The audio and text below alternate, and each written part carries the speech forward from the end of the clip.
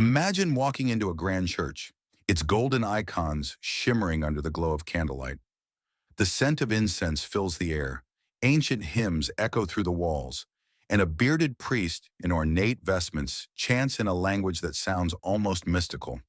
You might think you've stepped into an Eastern Orthodox church. But what if I told you that a nearly identical experience could take place in an Eastern Catholic church?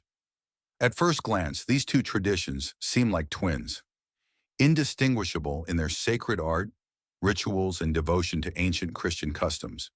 Yet beneath the surface lies a history of division, theological battles, and contrasting views on authority that have kept them apart for nearly 1,000 years. For centuries, people have wondered, what really separates Eastern Orthodoxy from Eastern Catholicism?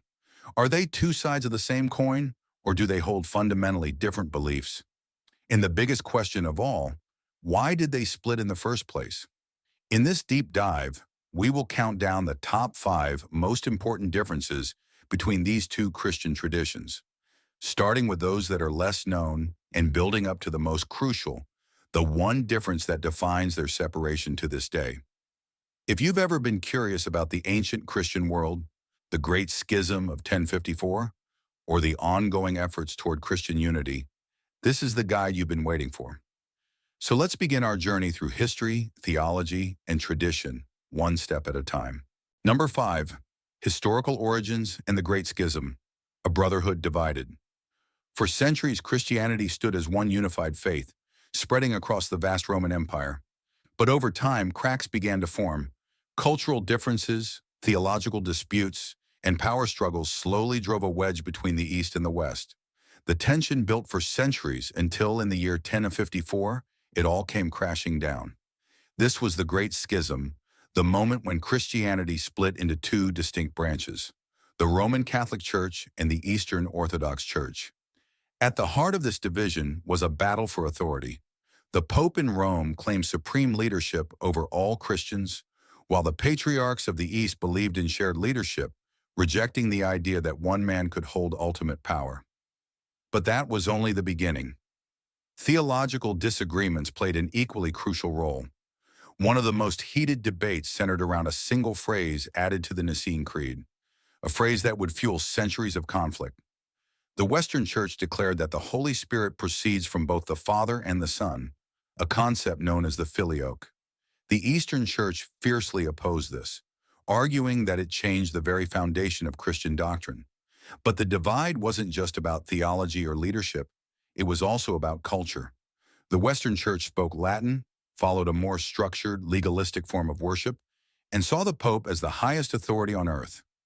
The Eastern Church, on the other hand, spoke Greek, embraced a mystical, philosophical approach to faith, and viewed the Patriarch of Constantinople as one leader among equals. The final breaking point came in 1054, when Pope Leo IX sent an envoy to settle disputes with the Patriarch of Constantinople.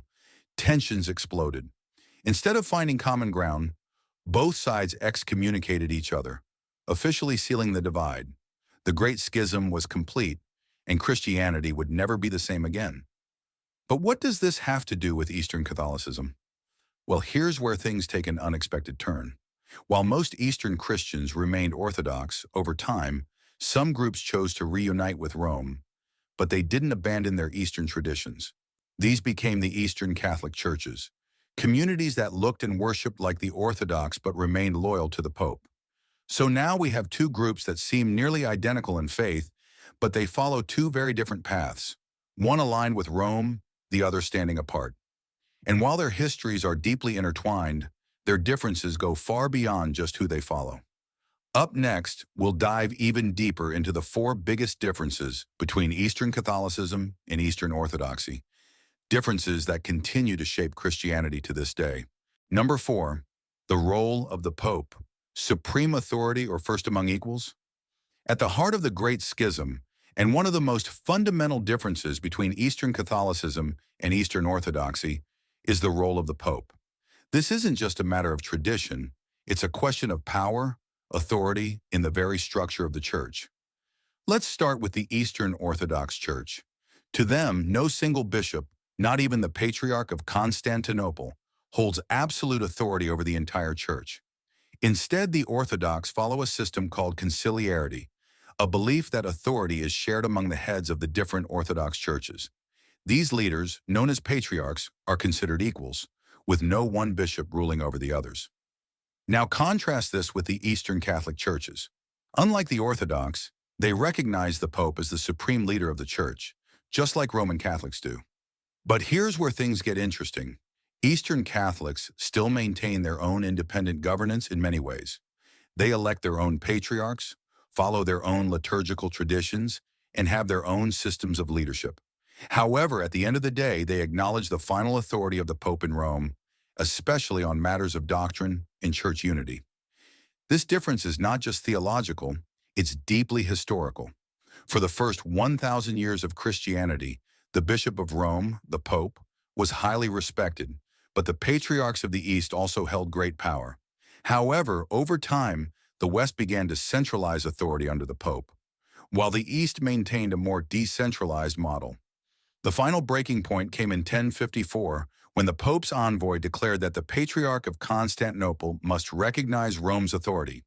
The Patriarch refused, and in response, both sides excommunicated each other. This was the official start of the Great Schism, the event that permanently split the Catholic and Orthodox churches. To this day, this issue remains one of the biggest stumbling blocks to unity. The Orthodox argue that no single bishop should dictate the direction of the entire church, while the Catholic position is that the Pope, as the successor of St. Peter, holds a unique authority given by Christ himself. This leads to a fascinating question. Why did some Eastern Christians choose to accept the Pope's authority while others rejected it? The answer lies in history and political events. Over the centuries, various Orthodox communities reunited with Rome, often due to political pressure, theological agreement, or a desire to stay connected with the larger Catholic world. These groups kept their Eastern traditions but accepted the Pope's leadership, becoming what we now call Eastern Catholics. So what does this mean in practice? For Eastern Catholics, the Pope is not just a symbolic leader. He has real authority over the Church. If a dispute arises, the final decision rests in Rome. For the Orthodox, however, the idea of a supreme leader contradicts their belief in a church led by councils, not individuals. They see the Pope as a respected bishop, but reject the idea that he alone can define church teaching for all Christians. This disagreement has huge implications. It means that while Eastern Catholics and Orthodox may look similar, with their Byzantine liturgies, ancient traditions, and Eastern spirituality, they follow two completely different models of leadership. But authority is just one piece of the puzzle. Up next, we'll explore another major difference, one that takes us straight into the heart of how both churches worship. Number 3, liturgy and worship, sacred tradition or evolving faith. When you walk into an Eastern Orthodox church or an Eastern Catholic church, at first glance, they might look almost identical. You'll see the same iconostasis, a wall of holy icons separating the altar from the congregation. You'll hear the same chanting and witness the same elaborate rituals, the smell of incense, the rich vestments of the clergy, and the deeply symbolic gestures all create an experience that feels timeless, as if stepping into a realm beyond the material world. But here's where things start to diverge. While both traditions share Eastern liturgical practices, Eastern Catholicism has been subtly influenced by the Roman Catholic Church, whereas Eastern Orthodoxy remains firmly rooted in unchanging tradition. The Eastern Orthodox approach, preserve the ancient ways. For the Orthodox, worship is not something to be altered. They believe their liturgy has remained unchanged for centuries, handed down from the time of the apostles.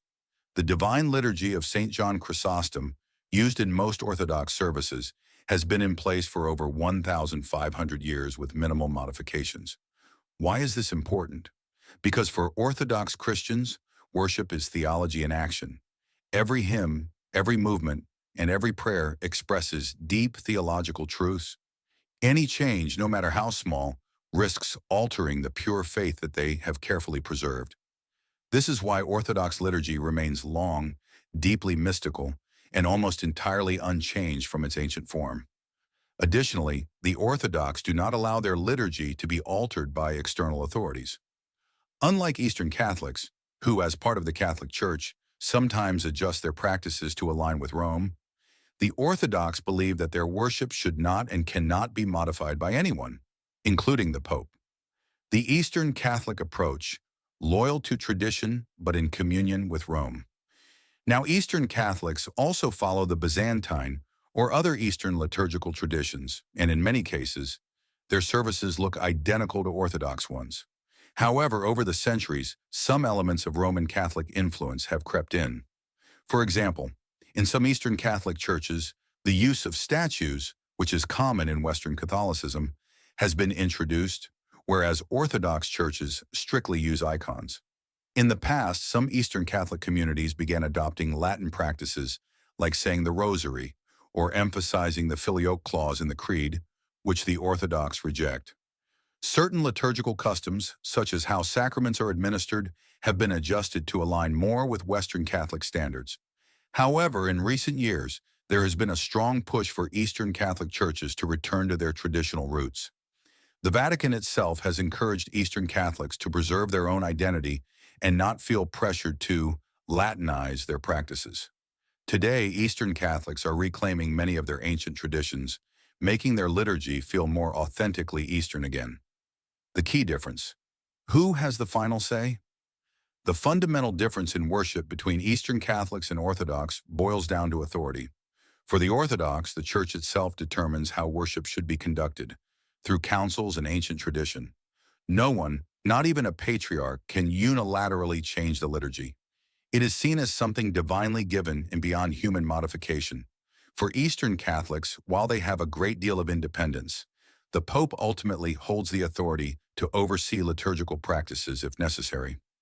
Although Rome generally allows Eastern Catholics to maintain their own traditions, the possibility of change still exists, something unthinkable in Orthodox theology. So, what's the takeaway? Both traditions see worship as sacred and deeply rooted in history, but the Orthodox view it as unchanging and untouchable, while Eastern Catholics, though still traditional, exist within a structure that, in theory, allows for some adaptation under papal authority. This difference isn't just theological, it affects the entire experience of faith. For an Orthodox Christian, stepping into a divine liturgy feels like entering a sacred, unaltered world, a direct connection to the past. For an Eastern Catholic, while the experience is still deeply traditional, there is an underlying reality that they are part of a larger Catholic structure that can influence their practices. But worship is just one aspect of faith. What about theology itself? As we move closer to the most important differences, we need to explore a key area where these two traditions sharply disagree. What happens after death? Stay tuned for number 2. Number 2, the afterlife, heaven, hell, and the Great Divide. What happens after we die? This is one of the most profound questions humanity has ever asked. While both Eastern Orthodox Christianity and Eastern Catholicism believe in heaven, hell, and the final judgment, their views on what happens after death are surprisingly different. These differences are not just minor theological details. They shape the way each tradition understands God's justice, mercy, and the destiny of the soul. And at the heart of this divide is one of the most debated topics in Christian history: purgatory. For the Eastern Orthodox Church, heaven and hell are not physical locations, but rather spiritual experiences of God's presence. The Orthodox believe that after death, every soul will come face to face with God's divine love. However, whether this encounter brings eternal joy or unbearable torment depends on the soul's spiritual state. The righteous, those who have lived a life of faith and holiness, will experience God's love as bliss, peace, and fulfillment. This is heaven. The unrighteous, those who have rejected God, will experience that same divine love as suffering, regret, and anguish. This is hell. God does not send people to hell.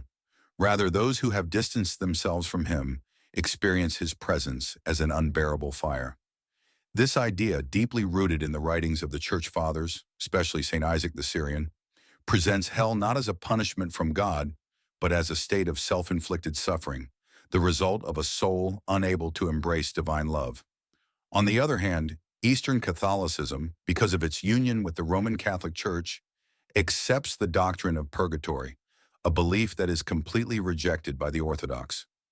According to Catholic teaching, even those who die in God's grace may still require purification before entering heaven. Purgatory is not a second chance for salvation, nor is it a place of punishment. It is a temporary state where souls undergo a cleansing process, so they can be fully united with God. This idea is often connected to 1 Corinthians 3:15, where St. Paul speaks of people being saved, but only as through fire, a passage interpreted by Catholics as referring to the purifying fire of purgatory. This is where the great divide occurs. The Orthodox reject the idea of purgatory entirely, believing that purification must happen in this life, not after death. To them, the notion of an intermediate state where souls are cleansed by fire is unbiblical and unnecessary. After all, if hell itself is already understood as the painful experience of God's presence, then why would another fire be needed for purification? Some Eastern Catholics try to explain purgatory in a way that sounds more Eastern, describing it as a process of healing rather than suffering. But no matter how it's explained, the belief in purgatory remains a core difference between Eastern Catholics and the Orthodox. This disagreement raises fundamental questions. Does God's mercy extend beyond death, allowing for purification in purgatory? Or is our fate sealed the moment we leave this world? The Orthodox say that our relationship with God in this life determines everything. There is no purification after death, only the final judgment. Meanwhile, Eastern Catholics believe that even after death, God continues to purify souls, making them fully ready to enter His presence. At its core, this is a debate about how we understand God's justice and mercy. Does God cleanse imperfect souls after death, or does He allow them to face eternity based on the choices they made in life? This question has divided these two traditions for centuries, shaping their beliefs about salvation, judgment, and the very nature of the afterlife. But we still haven't reached the biggest difference of all. Purgatory is controversial, but it's not the issue that has kept these two traditions apart for nearly 1,000 years. That issue is far bigger, so big, in fact, that it split the Christian world in two. And it all comes down to one question: who holds the ultimate authority? Stay tuned. Number 1. The Great Divide. Who holds the ultimate authority? For nearly 1,000 years, one issue has stood at the center of the divide between Eastern Orthodox Christianity and Eastern Catholicism. It is the reason why these two traditions, despite sharing so much in terms of theology, liturgy, and history, remain fundamentally separated. This issue is bigger than differences in doctrine, bigger than disagreements over the afterlife, and bigger than any theological dispute. It is a question that has shaped the course of Christianity itself. Who holds the ultimate authority in the Church? For Eastern Catholics, the answer is clear: the Pope of Rome. As part of the Catholic Church, Eastern Catholics recognize the Pope as the supreme leader of all Christians, the visible head of the Church on earth, and the final authority on matters of faith and doctrine. This belief is rooted in the Catholic understanding of papal primacy, the idea that the Bishop of Rome, the successor of St. Peter, has been given special authority by Christ Himself. This is based on verses like Matthew 16:18, where Jesus tells Peter, "You are Peter, and on this rock I will build my church." Because of this, Eastern Catholics accept the Pope's authority not just as a symbol of unity, but as a binding and absolute power. The Pope has the right to define doctrine, settle disputes, and even intervene in the affairs of individual churches. And while Eastern Catholics retain many Orthodox-style traditions in their worship and theology, their acceptance of papal primacy is what makes them fundamentally Catholic. But for the Eastern Orthodox Church, this idea is completely unacceptable. The Orthodox reject the notion that any single bishop, even the Bishop of Rome, has universal jurisdiction over the entire Church. Instead, they follow a model called conciliarity, where authority is shared among all bishops, with no one bishop having absolute power. The highest authority in Orthodoxy is not the Pope, but the collective wisdom of the bishops, especially when they gather in councils to settle matters of faith. To the Orthodox, the Pope of Rome was once respected as the first among equals, meaning he had a place of honor, but not absolute authority. They argue that in the first 1,000 years of Christianity, Rome was an important center of leadership, but decisions were made collectively, not dictated by a single bishop. In their view, the Catholic doctrine of papal primacy is a later innovation, one that contradicts the early church's teachings. The breaking point came in 1054 in what is now known as the Great Schism. This was the moment when the Christian world officially split into two: the Roman Catholic Church in the West and the Eastern Orthodox Church in the East. The immediate cause was a dispute between the Pope and the Patriarch of Constantinople. But the deeper issue was the question of authority. Who has the final say in the Church? For the Catholic Church, the Pope's authority is divinely instituted and necessary to preserve unity. For the Orthodox, it is a human invention that goes against the original structure of the Church. And even today, nearly 1,000 years later, this issue remains the single greatest obstacle to reunion between the two traditions. This debate is not just about church politics. It is about the very nature of Christian leadership. Should the Church have a single central authority, or should leadership be decentralized and shared? Is papal authority necessary for unity, or is it an overreach of power? These are the questions that continue to divide Eastern Catholics and Eastern Orthodox believers. And that is why, despite their similarities, these two traditions remain separate to this day. The Orthodox refuse to submit to Rome, and Eastern Catholics remain loyal to the Pope. Until this issue is resolved, full unity between them remains impossible. So after looking at all these key differences, from liturgy to theology to authority, one question remains. Will these two branches of Christianity ever reunite? Some say it's only a matter of time. Others say the divide is too deep to ever be healed. But one thing is certain: this is a debate that is far from over. That concludes our deep dive into the top 5 differences between Eastern Orthodox and Eastern Catholics, a complex and often misunderstood divide that has shaped Christianity for nearly 1,000 years. From the way they celebrate the divine liturgy, to their views on purgatory, to the very heart of church authority, these two traditions may look similar on the surface, but their differences run deep. And despite countless efforts over the centuries to bridge the gap, one question remains: will they ever reunite? Some believe that dialogue and mutual understanding could one day bring these two ancient traditions back together. Others argue that the theological and historical wounds are too deep to ever be fully healed. But one thing is certain: this is a debate that is far from over. So what do you think? Do you believe Eastern Orthodox and Eastern Catholics will ever reunite? Or is the division too great? Let me know in the comments below, and if you found this breakdown insightful, don't forget to like, share, and follow for more deep dives into history, theology, and culture. Thanks for watching, and I'll see you in the next one.